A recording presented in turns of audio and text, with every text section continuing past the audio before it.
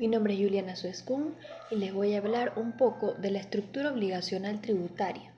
Bueno, ¿cuál es la estructura jurídica cuál es la naturaleza jurídica de la estructura obligacional? La naturaleza jurídica de la estructura obligacional tributaria se refiere a cómo se establecen y cumplen las obligaciones fiscales por parte de los contribuyentes y cómo se aplican las sanciones en caso de incumplimiento, en pocas palabras. Se trata del marco legal que regula las obligaciones tributarias. La estructura obligacional tributaria se fundamenta en el principio de legalidad que establece que ninguna persona puede ser obligada a pagar impuestos o tasas sino en virtud de una ley. Esto significa que todas las obligaciones fiscales deben establecerse mediante leyes o normas tributarias. En caso de incumplimiento de las obligaciones tributarias, la estructura obligacional también prevé sanciones y procedimientos legales para asegurar el cumplimiento. Estas sanciones pueden incluir multas, recargos e incluso acciones legales para el cobro de los impuestos adeudados. Los elementos principales de la estructura obligacional tributaria son el sujeto activo. Bueno, el Estado a través de los principios constitucionales venezolanos y ejerciendo su poder de imperio se convierte en una de las partes actuantes principales de la relación tributaria. Esta se encarga fundamentalmente de recaudar del pueblo los tributos necesarios para que coadyuven el gasto público en una forma proporcional y atendiendo ciertos principios enmarcados en la propia Constitución de la República Bolivariana de Venezuela. Asamblea Nacional Constituyente de 1999, artículo 316. El sujeto pasivo. El sujeto pasivo es el deudor de la obligación tributaria, ya sea por deuda propia, denominado contribuyente, o por cuenta ajena responsable. Yang considera que es solo el sujeto pasivo, el deudor o el contribuyente, el que realiza el hecho imponible. En el artículo 19 del Código Orgánico Tributario Venezolano, Asamblea Nacional 2001, se establece al sujeto pasivo como el obligado al cumplimiento de las prestaciones tributarias, sea en calidad de contribuyente o responsable. La base imponible es el valor o cantidad sobre el cual se calcula el impuesto a pagar. En muchos casos está determinado por la ley y puede variar según el tipo de impuesto. El hecho imponible, es una forma más concreta.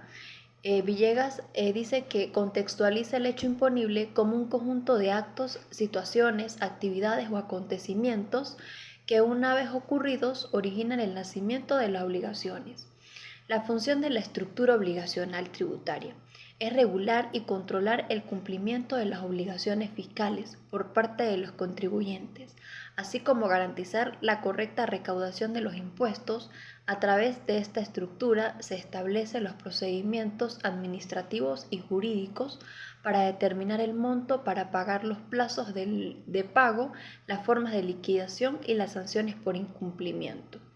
Además, la estructura obligacional tributaria tiene como objetivo establecer un sistema justo y equitativo y recaudación de impuestos que permita financiar los gastos públicos necesarios para el funcionamiento del Estado y el bienestar de la sociedad en su conjunto.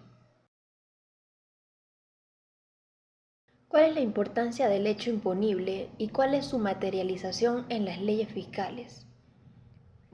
El hecho imponible es de gran importancia en el ámbito de la tributación, ya que es el elemento o situación que determina la obligación de pagar un impuesto, es decir, es la circunstancia específica que hace surgir la obligación tributaria.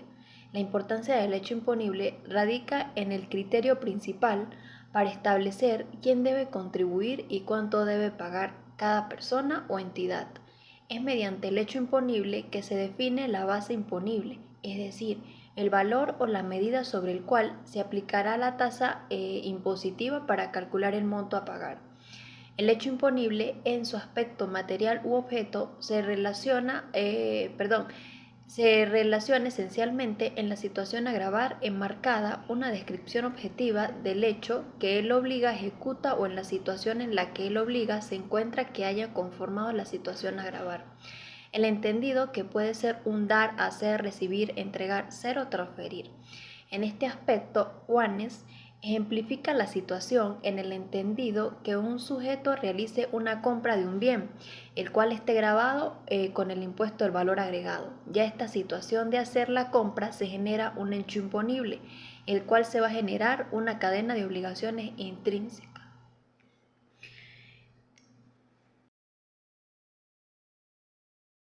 Relación jurídica tributaria.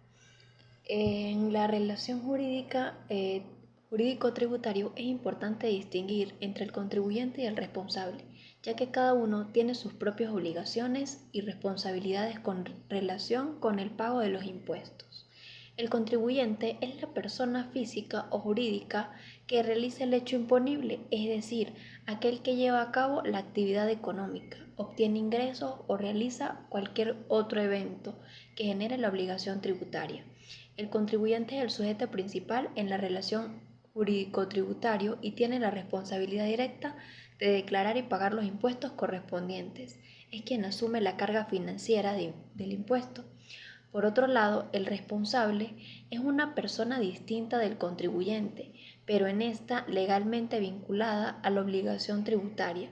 Esta vinculación puede ser por ley o por disposición administrativa. El responsable tiene la obligación de cumplir por ciertas funciones específicas en el proceso de recaudación y pago de impuestos. Un ejemplo del contribuyente podría ser una persona física que trabaja como empleado y debe declarar y pagar el impuesto sobre la renta correspondiente a sus ingresos salariales. En este caso, el empleado es el contribuyente, ya que es quien realiza el hecho imponible al obtener un salario. Y un ejemplo del responsable podría ser un agente de retención de impuestos. Este agente realiza el pago del impuesto directamente al fisco con nombre de un tercero, quien es el contribuyente. Bueno, en primer lugar, es importante mencionar que estas instituciones son exclusivas del derecho tributario, ya que se refieren a beneficios o situaciones en las que determinadas personas o actividades están exentas o no están sujetas del pago de impuestos. Bueno, las excepciones se refieren a aquellos casos en los que por disposición legal se exceptúan a ciertos contribuyentes o actividades del pago de determinado impuesto. Las excepciones son otorgadas por la ley y tienen carácter general, es decir, aplican para todos los contribuyentes o actividades que cumplen con los requisitos establecidos. Por ejemplo, en algunos países las organizaciones sin fines de lucro pueden estar exentas del pago de impuestos sobre la renta. Las exoneraciones, a diferencia de las excepciones, las exoneraciones son otorgadas de manera individual y discrecional por la administración tributaria. En este caso, se conceden a un contribuyente o actividad específica la no sujeción del impuesto e incluso si legalmente estarían obligadas a pagarlas. La exoneración puede ser temporal o permanente y suelen concederse por razones de interés público o económico. Por ejemplo, el gobierno puede otorgar una exoneración de impuesto a la propiedad de una empresa que está realizando una inversión importante en una zona de favor para fomentar el desarrollo económico.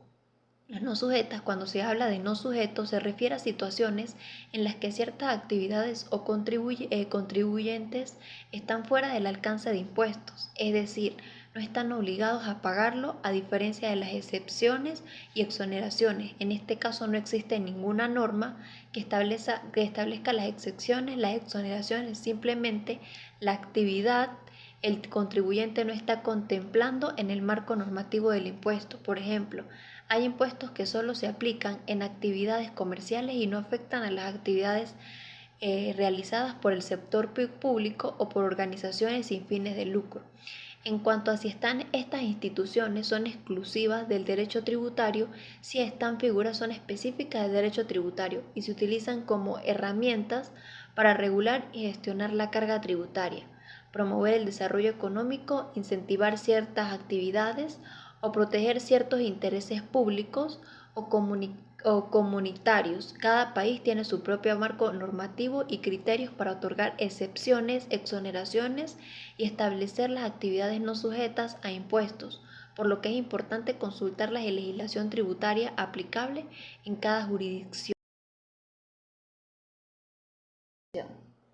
Bueno, es una actividad basada en el principio de legalidad y está contemplada en el título 4, capítulo 1, a partir del artículo 121 y siguiente del Código Orgánico Tributario, donde se establece que la Administración Tributaria tendrá las facultades, atribuciones y funciones que establezca la Ley de Administración Tributaria, demás leyes y reglamentos.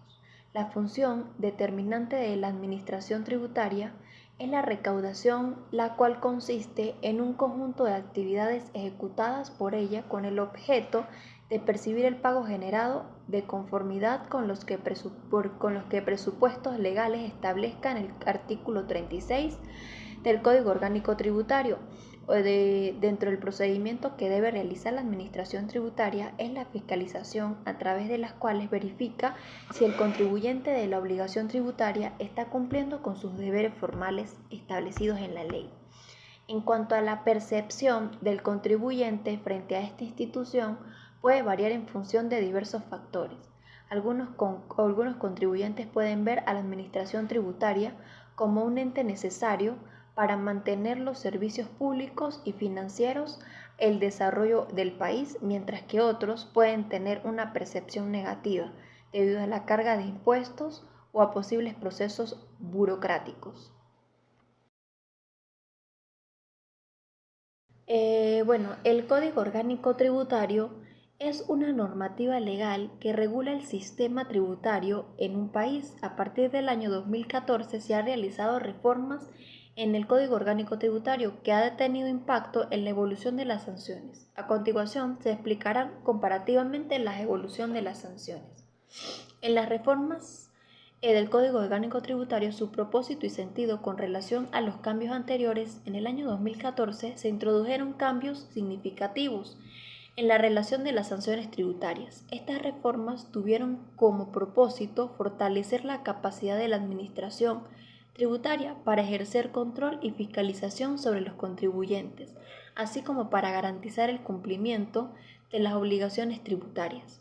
Una de las reformas importantes fue la inclusión del artículo 204, el cual otorga a la Administración Tributaria la facultad de realizar actuaciones de control posterior tributario sobre los resultados de un procedimiento de verificación o fiscalización.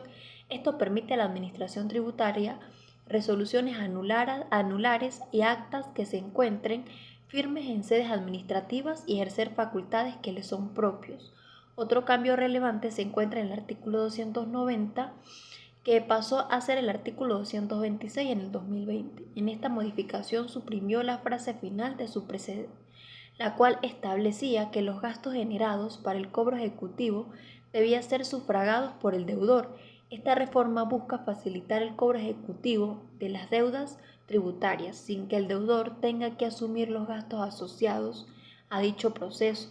Además, el artículo 230 del 2020 reemplazó el antiguo del 294 del 2014. En esta nueva norma se incluyó a las instituciones del sector bancario como destinatarias de la notificación que debe hacerse de las medidas de prohibición de enajenar y gravar, así como de movilizar cuentas bancarias que se dictan en el marco del cobro ejecutivo. Esta reforma aplica el alcance de las medidas del cobro ejecutivo y facilita su aplicación. En comparación con los cambios anteriores, las reformas han buscado establecer sanciones más proporcionales y equitativas, evitando que existan excesos o abusos en la imposición de multas y otras.